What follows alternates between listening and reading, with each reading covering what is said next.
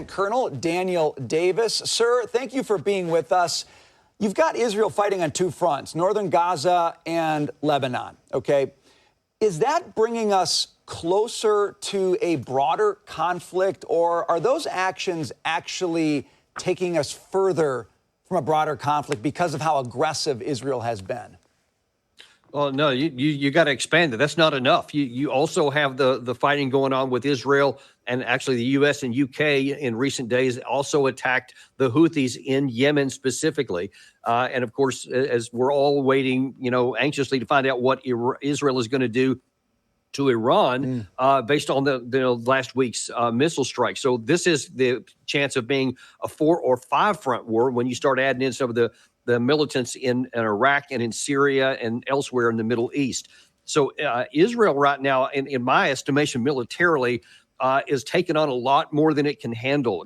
Because in none of those issues we talked about there, whether Hamas in the Gaza Strip or the West Bank, you can probably add that in as well, and definitely not in Lebanon, and far even less than in Israel. There's no military instinct. There's no attainable objective. Right now, they're on a path to just have perpetual war, and I just don't see how that's going to work out well for Israel. Lieutenant Colonel, the militant groups that you talk about, the proxies of Iran, essentially, many people sort of are rewinding and saying, how did we let Iran get here? We let them amass billions and billions of dollars in oil revenue under the Biden-Harris administration, something that former President Trump wasn't allowing them to do. The former crown prince of Iran, he has long been an activist trying to liberate the Iranian people from this oppressive regime. He had this to say to Maria Bartiromo on Sunday about sanctions. Please listen.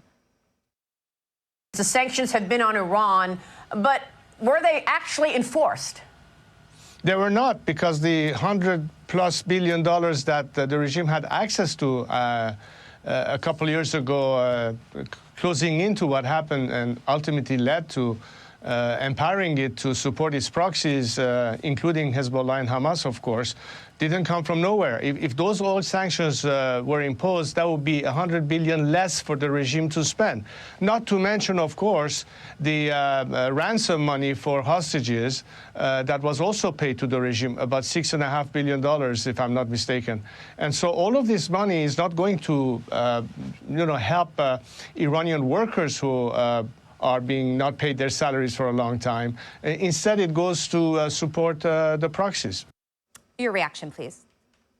Yeah, listen, I mean, I understand his perspective, but it's also kind of a simplistic view.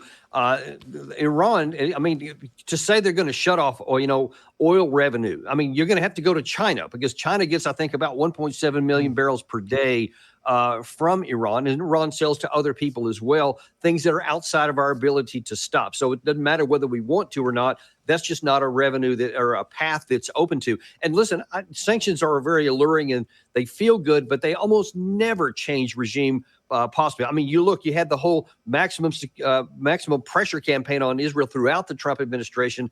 That didn't stop their actions here. What's the bigger driver is what Israel's doing, because from Iran's perspective, and even if you disagree with it, you have to understand what their motivations are.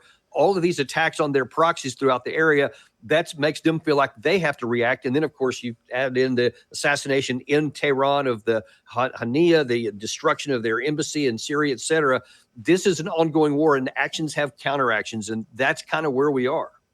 I want to talk about a different story here. We're hearing that Russian arms dealer, dubbed the Merchant of Death, released in that big prisoner swap with Brittany Griner. He's out back and at it again, selling arms. This time we're hearing selling weapons to the Houthis, another Iran-backed group.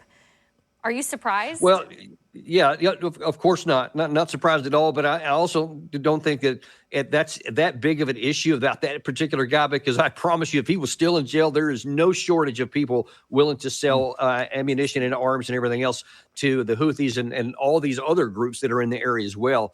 The bigger issue is that we have to understand that until we find some way to get the fundamentals and the reasons for all of these conflicts settled, these specific actions in taking one guy off or firing missiles here and there is only going to keep the fires burning.